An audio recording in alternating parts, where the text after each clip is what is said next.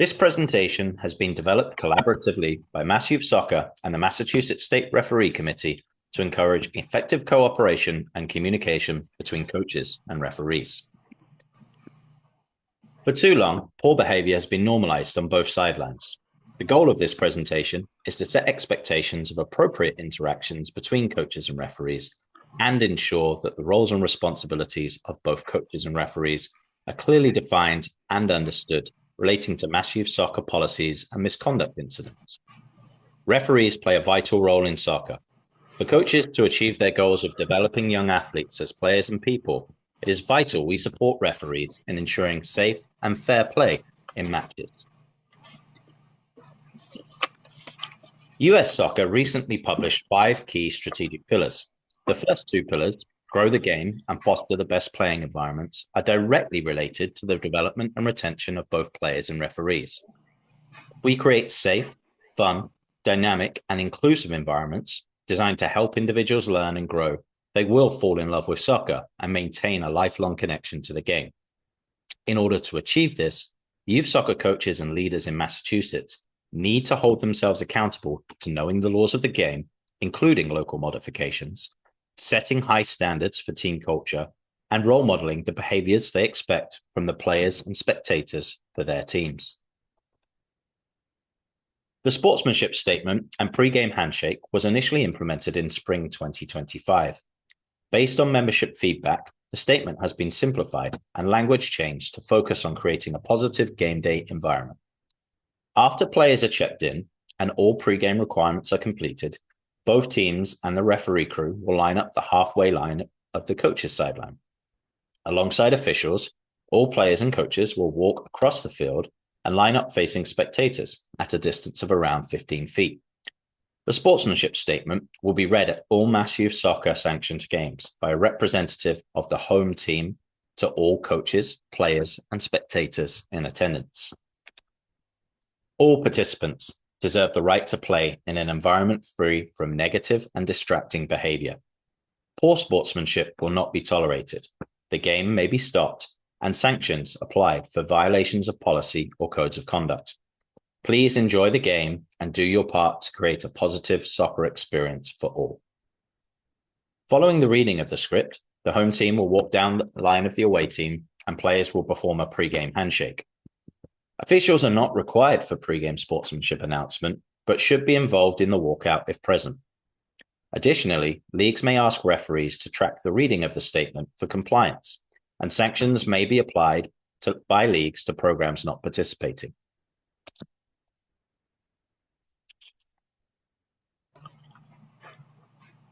Coaches and organization representatives are responsible for the behavior of spectators. The only situation when a spectator should interact with a referee is to alert them of a serious medical emergency. If there is poor spectator behavior, the following process should be implemented by the officiating team. The referee will pause the match at an appropriate time. The referee will then address both coaches and inform them that the spectator behavior is unacceptable and needs to be addressed. The coach, or preferably both coaches together, will address the spectators, reaffirming expectations of appropriate behavior and informing spectators the game may be stopped and/or individuals required to leave the sideline. If behavior warrants the removal of a spectator, the referee will pause the match at an appropriate time and instruct players and officials to go to their respective technical areas.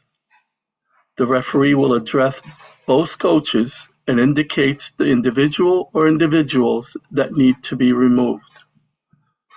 The coach or coaches will address the individual and ask them to leave the playing environment or facility. The spectator will be informed that the game will not continue until they leave the playing environment. If required, call the police. Do not put yourself or others in danger. If the removed spectator is transporting a child, they may remain in their vehicle for the remainder of the game. The game does not restart until the referee deems the environment to be safe. The following process should be used for all serious incidents of misconduct not witnessed by a member of the officiating team, including but not limited to the use of discriminatory language, sexual misconduct, or physical misconduct. A player or coach will alert the referee of misconduct incident by stating, "Referee, inappropriate incident report." The referee will pause the match at an appropriate time and direct all players to their technical areas. The referee will ask for a report of the alleged incident and direct coaches to resolve the situation within 5 minutes. Resolutions can include voluntarily removing players from participation and continuing the game but choosing to file a formal report after the game, or a coach can remove their team from the game in the best interests of their continued safety. The incident should be reported by the referee as a supplemental report after the conclusion of the game. All interactions between coaches and referees should be professional and courteous. Before the game, it is best practice for both coaches and referees to greet one another and discuss any important medical or logistical information. Examples of this may include players that require an EpiPen or players that may be arriving later to the game from another sport and need to be checked in. During the game, communication from the coach to officials should not be distracting or hostile. Permitted interactions include responding to an official who has not initiated a conversation, pointing out emergency medical or safety issues, requesting clarification on the type and direction of restart, and asking for the time remaining in the half. After the game, coaches should thank the referee and ensure that all participants and spectators continue to provide a safe environment for the referee crew. Over the next few slides, we hope to provide clarification on inappropriate interactions between coaches and referees. The International Football Association Board, commonly known as IFAB, are the independent guardians of the rules of association football. The IFAB defines dissent as the public protest or disagreement, verbal and or physical, with a match official's decision. This is punishable by a caution or yellow card. Not all verbal or physical responses to referees are considered dissent, and it is important to note that young or inexperienced referees may not recognize dissent in the same manner as more experienced referees. Soccer is an emotional game. Players, and sometimes coaches, may express excitement or disappointment based on the outcome of a referee decision. U.S. Soccer defines that a coach or player's action may be considered dissent if negative actions and behaviors are considered persistent, aggressive, or calculated. Just like players, referees may make mistakes, and similar to 50-50 challenges for the ball, 50-50 calls may not go in your team's favor. We ask that you, as coaches, be mindful of the behaviors you are role modeling for your players and the environment you create for all participants. Dissent should be managed by a referee during the game by a yellow card, and coaches may receive a second caution and red card for persistent dissent. Coaches should be mindful that dissent may be sanctioned under a league's code of conduct after the game if it is not addressed in a game by a minor or inexperienced referee.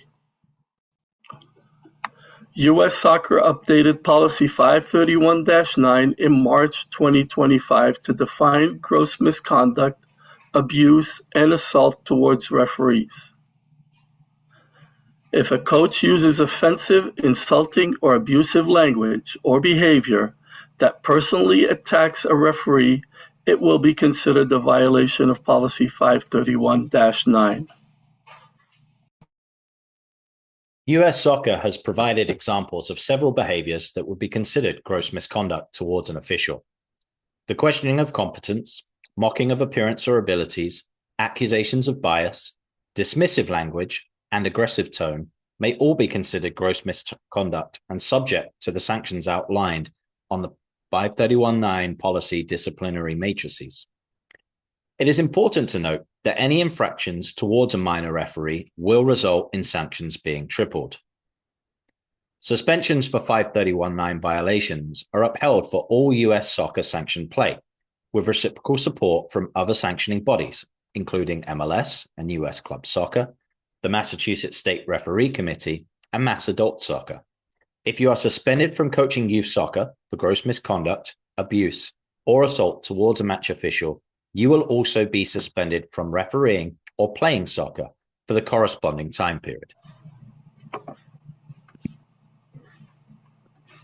If you have a concern with an official or would like to provide feedback, please use official reporting channels for the league or competition authority.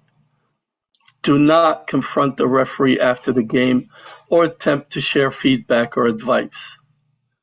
Too often, conflicts and confrontations arise from situations where well-meaning coaches have approached referees after a game. How would you respond if a referee approached you after you have coached the game and told you everything you had done wrong for the past 90 minutes?